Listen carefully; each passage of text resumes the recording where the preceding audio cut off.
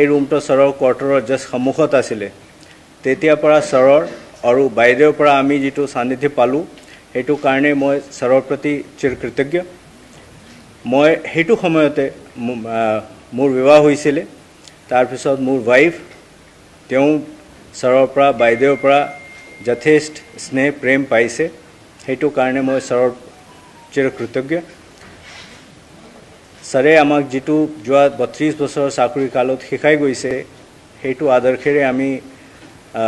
আহা বছৰ যিখিনি সময় আমি ইয়াত থাকোঁ মই কাম কৰি যাম আৰু মই ছাৰক এটা প্ৰতিশ্ৰুতি দিব বিচাৰিছোঁ যে ছাৰে যিখিনি কাম আগবঢ়াইছে প্ৰজেক্ট আৰম্ভ কৰিছে সেই প্ৰজেক্টখিনি আমি নিয়াৰিকৈ সম্পূৰ্ণ কৰিবলৈ চেষ্টা কৰিম আজি আকৌ মই ধন্যবাদ দিছোঁ যে ছাৰে মোক আহি চাৰ্জ হেণ্ডঅভাৰ কৰিছে ছাৰ আপুনি কিবা ক'ব খুজিম বন্ধুসকল মই আজি মোৰ বিদায়ৰ ক্ষণ ইতিমধ্যে চাৰ্জ হেণ্ডঅভাৰ কৰিলোঁ শ্ৰী জি পি সিঙক আৰু I am very happy to hand over to a very capable hand আৰু যি মোৰ এডিশ্যনেল এছ পি থকা কালত তেওঁ প্ৰবেশনাৰ আছিলে আৰু তাৰপিছত আমি একেলগে পুৰস্কৃতও হৈছিলোঁ আমি বিদেশতো গৈছিলোঁ তেতিয়া লালকৃষ্ণ আদবানী ডাঙৰীয়াই আমাক স্পেচিয়েলি চিলেক্ট কৰি পেলাই ছিংগাপুৰত পঠিয়াইছিলে আৰু তাৰপিছত আমাৰ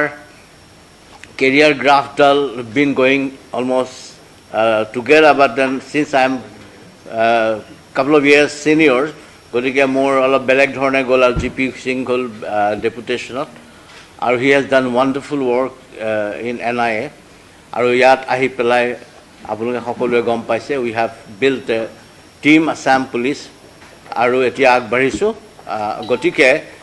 ইতিমধ্যে জি পি সিঙে কৈছে যে যিখিনি প্ৰজেক্ট হাতত লোৱা আছে গোটেইখিনি আগবঢ়াব আজি মই তেওঁক হেণ্ডঅভাৰ কৰিছোঁ আৰু মই আপোনালোকক ধন্যবাদ জ্ঞাপন কৰিছোঁ সংবাদ মাধ্যমৰ প্ৰতিজন কৰ্মীক অসম পুলিচৰ প্ৰতিজন কৰ্মীক ধন্যবাদ জনাই মই ইতিমধ্যে মেছেজ দিছোঁ সংবাদ মাধ্যমক আমাক যি ধৰণে মৰম কৰিলে মই কৃতজ্ঞ আৰু অসমৰ ৰাইজলৈ আমি সেৱা আগবঢ়াইছোঁ আৰু জি পি সিঙে নিশ্চয়কৈ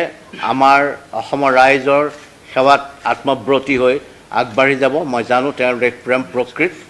আৰু আই wish him all the very best আৰু ইয়াকে কৈ মই আপোনালোকৰ মাজৰ পৰা বিদায় মাগিছোঁ থেংক ইউ আৰু জি পিয়ে চলাই থাকিব প্ৰেছ কনফাৰেঞ্চ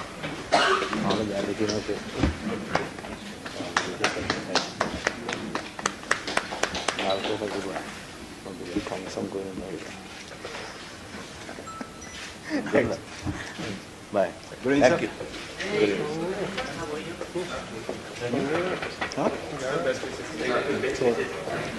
नितुल सर को छोड़ के आओ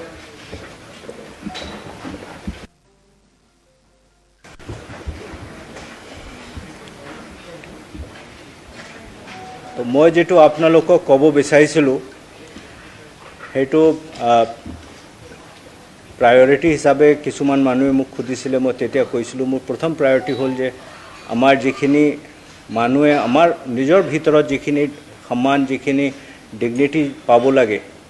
কনষ্টেবলৰ পৰা আদি কৰি ওপৰলৈকে এইখিনি ডিগনিটি আমি তেখেতসকলক দিবলৈ আমি দৃঢ় প্ৰতিজ্ঞ যে আমি সেইটো তেখেতসকলক দিম কিন্তু সেইটো বিনিময়ত আমাৰ আৰক্ষীৰ যিখিনি বিষয়াকৰ্মীসকল আছে তেখেতসকলৰ পৰা আমি সেইটো বিচাৰোঁ যে তেখেতসকলে সিমিলাৰ এটা সন্মান আৰু ডিগনিটি ৰেসপেক্ট অসমৰ ৰাইজক দিব লাগে মই বিশ্বাসী যে সবতকে ডাঙৰ আমাৰ যিটো সমস্যা আছে সেইটো সমস্যা হ'ল যে পাব্লিকৰ হাতত তেনেকুৱা কোনো প্লেটফৰ্ম নাই যিটো প্লেটফৰ্মত তেওঁলোকে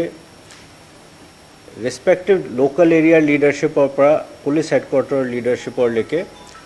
এপ্ৰোচ কৰিব পাৰে কণ্টেক্ট কৰিব পাৰে আমি এনেকুৱা এটা প্লেটফৰ্ম দিব বিচাৰিছোঁ এইটো ছ'চিয়েল মিডিয়াই হওক পাৰ্চনেল ইণ্টাৰেকশ্যনে হওক সেইটো যিটো জৰিয়তে পাব্লিক ছিনিয়ৰ লিডাৰশ্বিপৰ লগত কথা পাতিব পাৰে মই মনত এটা কথা ভাবিছোঁ এইটো আমি ইয়াত ইণ্টাৰনেলি হেডকোৱাৰ্টাৰত কথাও পাতিছিলোঁ যে প্ৰত্যেক অফিচত বিশেষভাৱে SP অফিচত DIG অফিসত আৰু আমাৰ পুলিচ হেডকোয়াৰ্টাৰত আমি এনেকুৱা এটা ব্যৱস্থা কৰিব বিচাৰিছোঁ এইটো মই উইদিন নেক্সট 7-8-10 days কৰিম যে প্ৰত্যেক দিনা 11-11:30 পৰা 1-1:30 লৈকে 2 ঘণ্টা minimum one senior officer is exclusively available for public. ৰাইজৰ হাতত যিখিনি যদি কিবা অভাৱ আছে কিবা অভিযোগ আছে কিবা তেনেকুৱা আছে যে তলৰ লেভেলৰ থানা লেভেলত তেওঁলোকৰ কথাটো শুনা নাই তেতিয়া তেওঁলোকে সেই টাইমৰ ভিতৰত জিলা লেভেলত SP পৰা এডিশনাল SP DSP ভিতৰত কোনবা এজেন্ট প্ৰত্যেক ওয়াৰ্কিং ডেট থাকিব লাগে 11টা পৰা 1-1:30 লৈকে ঠিক তেনেকে ৰেঞ্জত DIG যেতিয়া হেডকোয়াৰ্টাৰত থাকে ৰেঞ্জ হেডকোয়াৰ্টাৰত তেখেতে সেই টাইমটো ফিক্স কৰি দিয়ে আৰু আমি পুলিচ হেডকোয়াৰ্টাৰতো এনেকুৱা এটা ভাবিছোঁ যে আমি এজন সিনিয়ৰ অফিচাৰ DGP হওক এডিশনাল DG হওক IG হওক DIG হওক AIG হওক যে ডেডিকেটেড হিচাপে প্ৰত্যেক ওয়াৰ্কিং ডেট 11টা পৰা 1:30 লৈকে থাকিব লাগে আৰু ইজিলি এক্সেসিবল হয় যেটোকে মানুহে আহি মানে পাস বনোৱা আমুক তমুক হিবৰ হাবি জাবিত খুমাব নালাগে সিধা আহি এটা জায়গাত তেওঁলোকক যেটো তেওঁলোকৰ সমস্যা আছে কি এইটো আছে এইখিনি তেওঁলোকক ক'ব পাৰে আমাৰ যেটো সোশ্যাল মিডিয়া প্ল্যাটফৰ্মস যিমান আছে ফেসবুক হওক টুইটাৰ হওক ইনষ্টাগ্ৰাম হওক আমাৰ ওয়েবসাইট আছে তাৰপিছত আমাৰ ইমেইল আইডি আছে তাতো আমি এইটো চেষ্টা কৰিম যে আমি যিমান পাৰে হেতু ৰেসপন্সিভ কৰিম তাৰ কাৰণে যদি আমি কিবা এক্সট্ৰা কে প্ৰফেশনাল এজেন্সি ল'ব লাগে আমি এই প্ৰফেশনাল এজেন্সি লৈ চেষ্টা কৰিম যেটোকে পাব্লিক যিখিনি আমাক মেছেজটো পঠায় এইখিনি মেছেজৰ তেওঁলোকে এটা সদুত্তৰ পায় আৰু একশন যেটো হয় সেই একশনটো তেওঁলোকক আমি কমিউনিকেট কৰিব পাৰো যে এইখিনি একশন আমি লৈছো এইটো হল সেকেন্ড থাৰ্ড মোৰ কাৰণে খুব পাৰ্সোনালি এটা ইম্পৰ্টেন্ট কথা সেইটো হল যে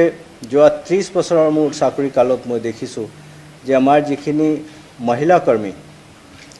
তেওঁলোকে ভিন্ন ভিন্ন ধৰণৰ মেডিকেল প্ৰবলেম ফেস কৰিছে ৰিজন এইটো থাকে যে তেওঁলোকে টয়লেট ফেসিলিটি নাপায় বিশেষভাৱে যে ডিপ্লয়মেন্ট হয় নে তেওঁলোকে য'ত ষ্টেচন হৈ আছে তাত টয়লেট ফেসিলিটি নথকা কাৰণে তেওঁলোকৰ এটা প্ৰিভেসি ভংগ হয় আৰু তাৰ উপৰিও তেওঁলোকে পানী কম খোৱা আৰম্ভ হয় হেইটোৰ পৰা কিডনি প্ৰবলেম তাৰপিছত লিভাৰৰ প্ৰবলেম স্কিন ডিজিজ ইত্যাদি ইত্যাদি বহুত ধৰণৰ সমস্যা হয় সেই কাৰণে আমি এনেকুৱা এটা কথা ভাবিছো যে এই 2023-24 যেটো ফাইনান্সিয়াল ইয়াৰ হেইটোৰ ভিতৰত আমি গভৰ্নমেন্টৰ লগত আলোচনা কৰি য'ত আমাৰ পাৰ্মানেন্ট সেমি পাৰ্মানেন্ট ডিপ্লয়মেন্ট আছে তাত আমি তেওঁলোকক সেফ বাথৰুম আৰু সেফ টয়লেট হেতু দিব বিচাৰিছো আৰু য'ত তেওঁলোকৰ ডিপ্লয়মেন্ট হয় তাত আমি এটা ব্যৱস্থা কৰিব বিচাৰিছো যেটোকে তেওঁলোকে নিয়াৰেষ্ট এটা টয়লেট পায় যেটোকে এই সমস্যাৰ পৰা তেওঁলোকে নিদান পাব পাৰে প্ৰফেশনাল যিখিনি ইস্যু আছে এইখিনি আপোনালোকে দেখিছে যে যোৱা 3 বছৰ মই ইয়াত থকা কাল বিশেষভাৱে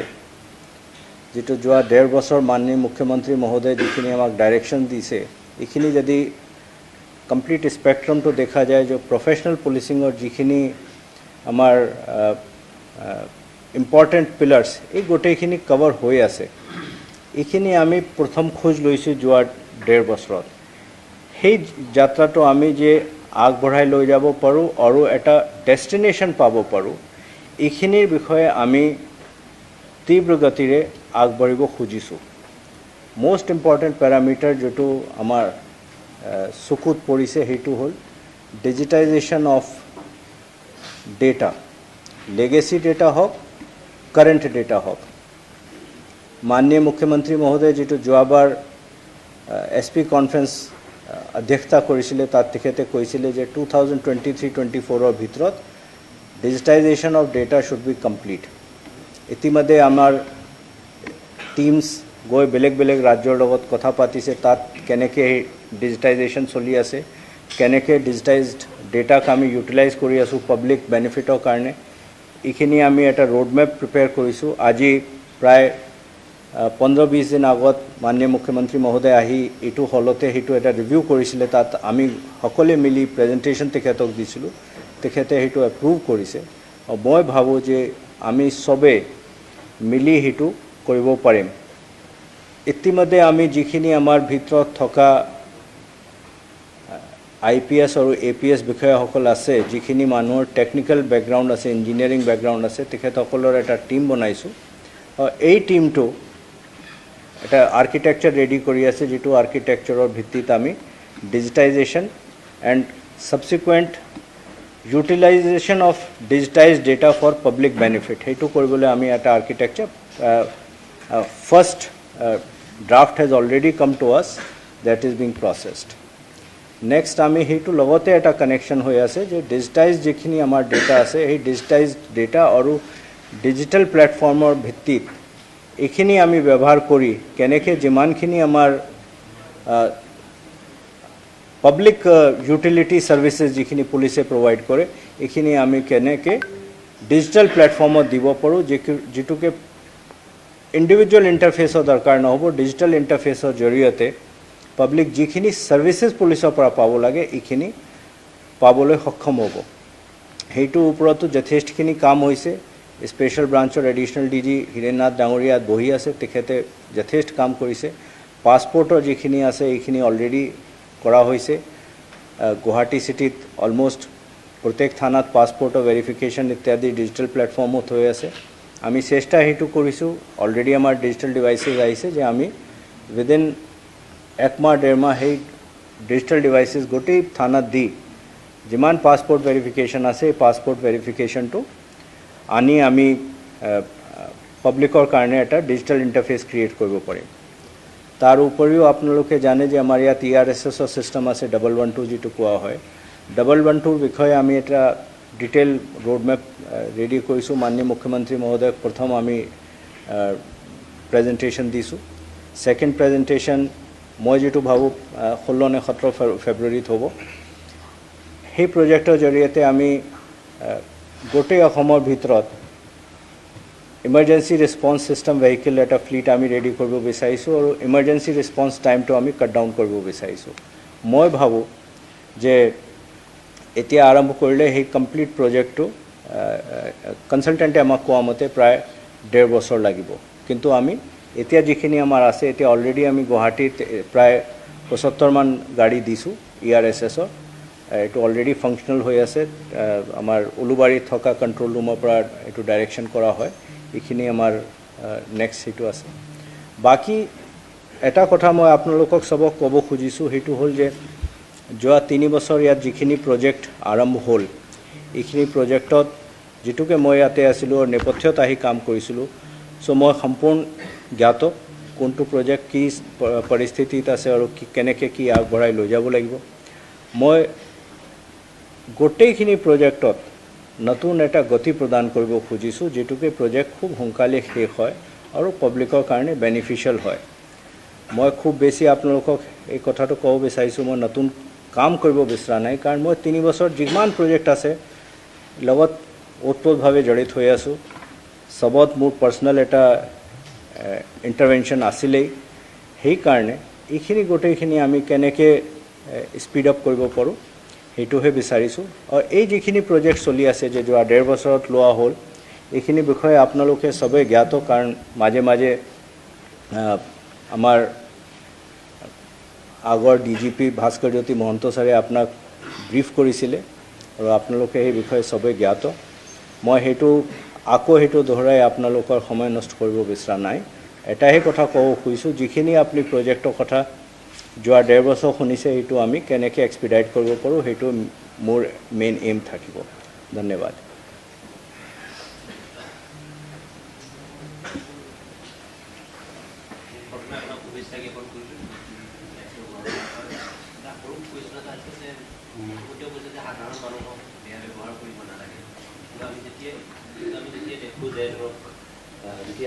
সাধাৰণ মানুহে আৰক্ষীয়ে অলপ বেয়া ব্যৱহাৰ কৰে এইটো এটা মানে মানসিকতা হৈ গৈছে এই মানসিকতাৰ পৰা উদ্ধাৰ কৰাৰ কাৰণে বিশেষকৈ থানা পৰ্যায়ত আপুনি কি মই আপোনাক মই সেই কথাটো মই মোৰ চাকৰি কালৰ আৰম্ভণিৰ পৰা কৈ আছো আৰু মই এতিয়া ফাৰ্মলি বিলিভ কৰো যে সিনিয়ৰ লিডাৰশ্বিপৰ পৰা যেতিয়া নিজে এটা এক্সাম্পল হিচাপে তেওঁলোকে ৰেসপন্সিভ এপ্ৰোচ ৰাখিব তেতিয়া জুনিয়ৰ লিডাৰশ্বিপ লাহে লাহে লাহে লাহে সেইটো গৈ সেইটো লাইনত আহি যাব তো মই নাভাবোঁ যে এইটো আনএচিভেবল টাৰ্গেট হয়তো কিছু বছৰ লাগিব কিন্তু এইটো এচিভেবল আৰু অভাৰনাইট ট্ৰান্সফৰ্মেশ্যন হ'ব সেইটো মই নাভাবোঁ কিন্তু মই দৃঢ় বিশ্বাসী যে এইটো হ'ব কাৰণ আমি যেতিয়া ভাল ব্যৱহাৰ কৰিছোঁ আমাৰ ADG-সকলে IG-সকলে DIG-সকলে যেতিয়া ভাল ব্যৱহাৰ কৰিব তেতিয়া নেচাৰেলি থানা লেভেলতো সেইটো তেখেতসকলে এটা ছিগনেল পাব আৰু কৰিব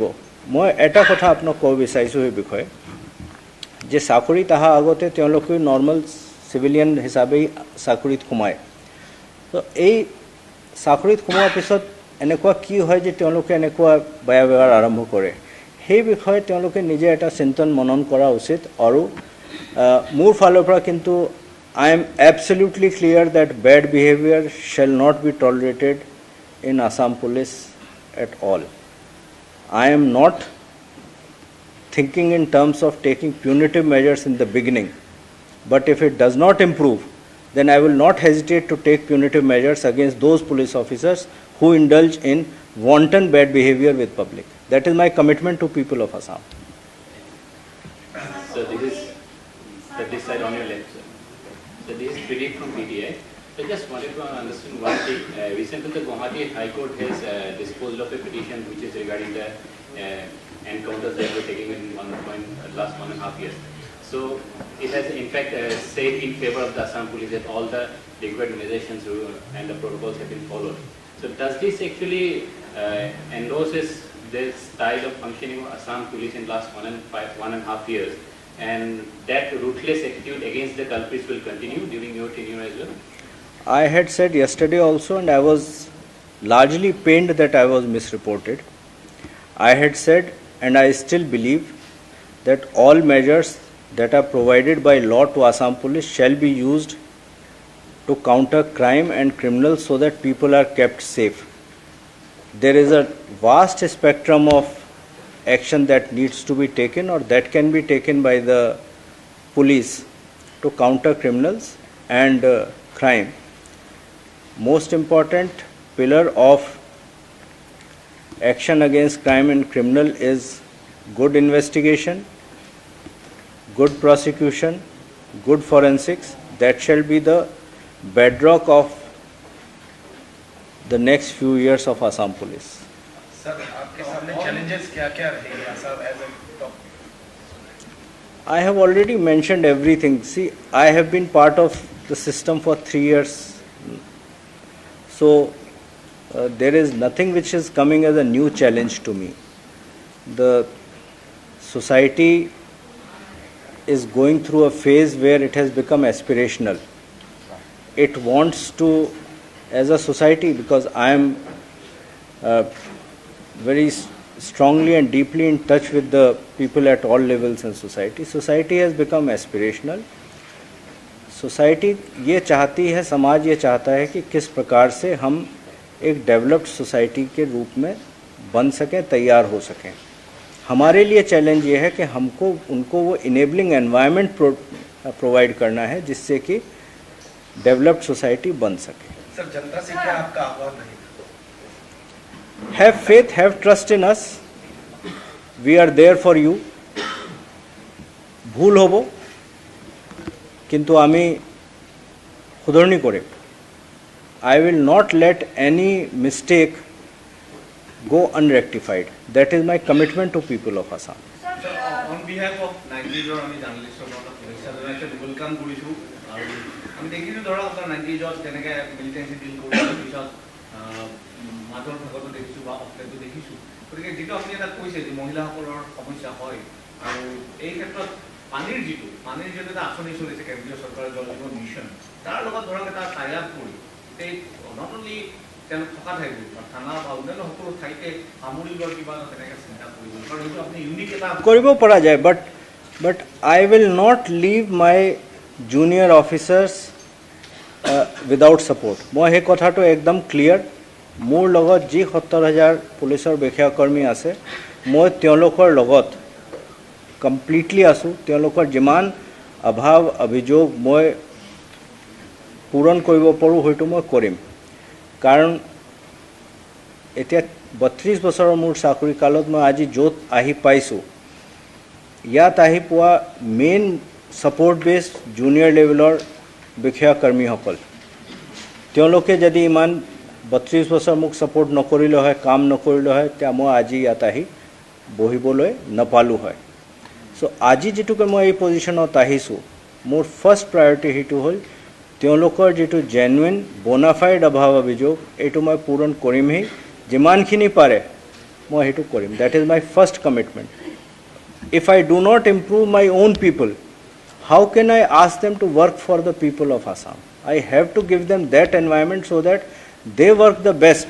for people of Assam it's a symbiotic relationship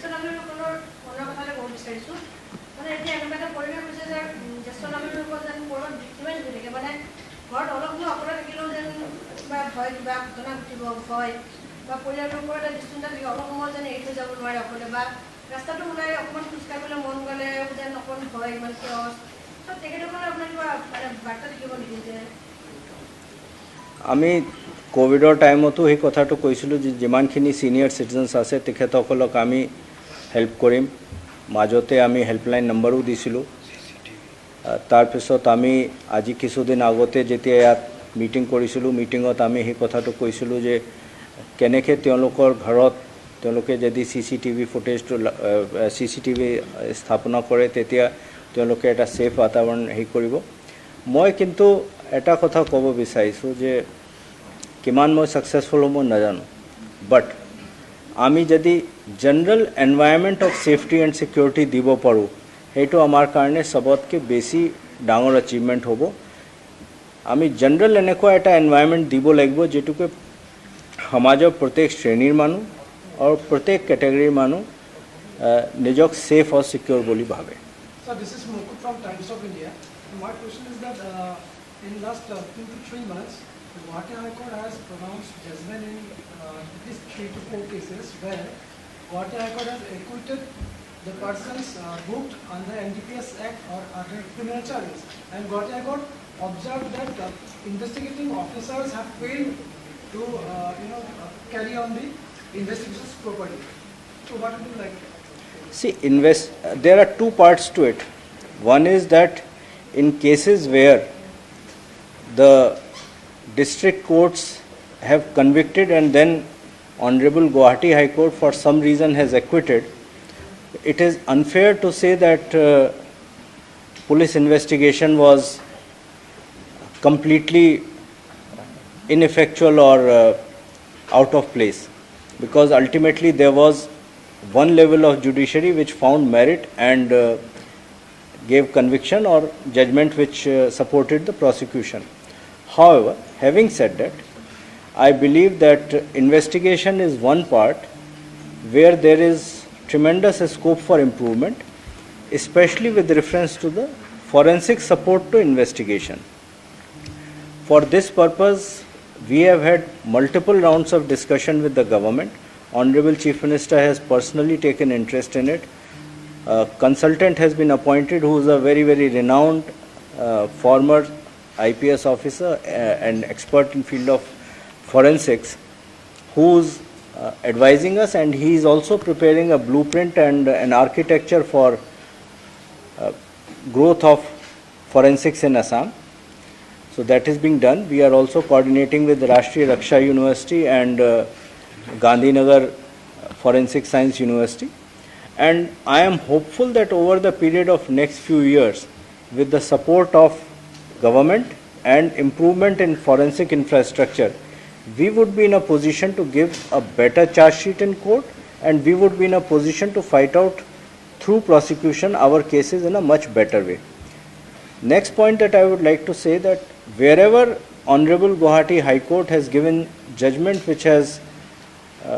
overturned the judgment of the lower courts, there we are studying those judgments and we have an option of going to the higher court so that whatever are our points can be put forth and we can seek relief. However, as you have said, there is a scope for improvement and we shall strive to improve the investigation as far as possible. So Sir, congratulations for your appointment. Sir, as you said about public platforms and digital platform for public, which will be your priority. So according to the CAT report this year, CCTNS was underused by Assam, which is already there since last 7 years, which is a platform where citizen can directly for public services from police they can direct contact with, but it was underused. So See, we are already, as I said, that we have reviewed this entire thing, and ADG CID has been entrusted with the task so that whatever are the functionalities of public service delivery through CCTNS, that should be, the scope should be enlarged and people should be further exhorted to utilize them. In addition to that, wherever required, where we find that because of CCTNS systems being such that public is unable to access them, there we would have systems which are easy, and the Seva portal of Government of Assam would have those public services which can be given to public through digital platforms, and that integration would take place within short period of time. Already almost half a dozen services, the first cut is ready and we are ready to launch them, and most probably another 10-15 days we should be in a position to launch them. So we are starting with things like tenant verification, servant verification, passport I have already spoken about. So, and then we have also a system where a lot of people have been talking about EFIR, so that platform is also being ready. It is already in final stage of being preparation, and I think that within next 1 month or so it should be ready for. So tenant verification which you said, it is not a mandate in Guwahati and Assam. It is not mandated by the commissioner. Let's start it, then we'll see. I don't want to get into nitty-gritty of it because this is the first conference, because again, as I said, I have been in thick of things on almost everything for the last 3 years. I can sit down and have a long discussion with you, but we will have time for those discussions. জনসংখ্যাৰ অনুপাতে আৰক্ষীৰ সংখ্যা বেছি নগণ্য, পচিবলো নহয় যিমান জনসংখ্যা কিন্তু গাঁও এলেকাত ধৰক এখন থানাৰ অধীনত বহু গাঁও থাকে, ঘটনা এটা কিবা সংঘটিত হ'লে আৰক্ষী পাওঁতে পাওঁতে বহুত সময় লাগি যায়। অলপ কিবা এনে আপুনি যিহেতু সদায় ভাবে মই এটা কথা আপোনাক ক'ব খোজোঁ, সেই কথাটো আপোনালোকে নিশ্চয় ক'ৰবাত পঢ়িছে, সেইকাৰণে আপুনি সেই প্ৰশ্নটো কৰিছে। কিন্তু দেশৰ ভিতৰত যিমানখিনি ৰাজ্য আছে, অসম এনেকুৱা এটা ৰাজ্য য'ত যোৱা 1.5 বছৰত যিটো ৰিক্ৰুটমেণ্ট হৈ গ'ল, নতুন পোষ্ট চেংচন হৈ গ'ল, তাৰপিছত আমাৰ vacancy position is about 2 to 3% only, whereas in most of the states vacancies are to the tune of 20, 25, 30%. So এইটো এটা ডাঙৰ achievement হৈছে যে আমি যোৱা 1.5 বছৰৰ ভিতৰত প্ৰায় 15,000 ৰিক্ৰুটমেণ্ট কৰি ভেকেঞ্চি পজিশ্যন আমি প্ৰায় নীল কৰি থৈছোঁ। ছেকেণ্ড, আপোনাৰ যিটো প্ৰশ্ন আছিলে, এই প্ৰশ্নৰ বিষয়ে মই এইটো ক'ব খোজোঁ যে আমাৰ যিটো এতিয়া এক্সিষ্টিং মেন পাৱাৰ যিখিনি এতিয়া ট্ৰেইনিং হৈ আছে, এই ট্ৰেইনিং হৈ থকা প্ৰায় 15,000 মানুহ যেতিয়া আমাৰ হাতত আহি যাব, ফাৰ্ষ্ট ফেজৰ passing out parade April first উইকত, নহ'লে first second week of April, কাৰণ তেওঁলোকৰ যিটো 36 উইকছৰ ট্ৰেইনিং হৈ গ'ল আৰু প্ৰায় 7 সপ্তাহ আৰু আছে। সেইখিনিৰ পিছত আমাৰ 10,000 মান মানুহ এক্সট্ৰাকৈ আমাৰ হাতত আহি যাব, যিবোৰ থানাই থানাই ডিষ্ট্ৰিবিউট হৈ যাব। চ' থিংছ উড ইম্প্ৰুভ। আহি আছোঁ আপোনাৰ প্ৰশ্নৰ পৰা। নেক্সট আপোনাৰ যিটো নতুন বাটালিয়ন ৰেজ কৰা হৈছে, এইখিনি আমি একেবাৰে ভিতৰুৱা অঞ্চলত দিছোঁ। চ' ভিতৰুৱা অঞ্চলত দিয়াৰ কাৰণে এইখিনি তেনেকুৱা এৰিয়া আছিলে য'ত জেনেৰেলি পুলিচ প্ৰেজেঞ্চ নেগলিজিবল আছিলে, আৰু আমি যিটো ৰিক্ৰুটমেণ্ট কৰিছোঁ, এই ৰিক্ৰুটমেণ্টত আমি UB কনষ্টেবলো লৈছোঁ, ছাব ইনস্পেক্টৰো লৈছোঁ। এওঁলোকে যেতিয়া থানাত গৈ পাব, তেতিয়া থানাৰ ষ্ট্ৰেংথটো বেছি হ'ব। ইন এডিশ্যন, অলৰেডি আমি এটা ডিছকাশ্যন কৰিছোঁ যে য'ত থানাৰ এৰিয়াটো, জগ্ৰাফিকেল এৰিয়াটো বেছি ডাঙৰ হয়, তাত আমি কেনেকৈ নতুন থানা নহ'লে আউটপোষ্ট স্থাপিত কৰিব পাৰিম, যিটোকে তাত আমি ইমিডিয়েট ৰেছপন্সটো দিব পাৰোঁ। কিন্তু এইটো এটা প্ৰচেছ, এই প্ৰচেছৰ জৰিয়তে আমি সেইটো কৰিম।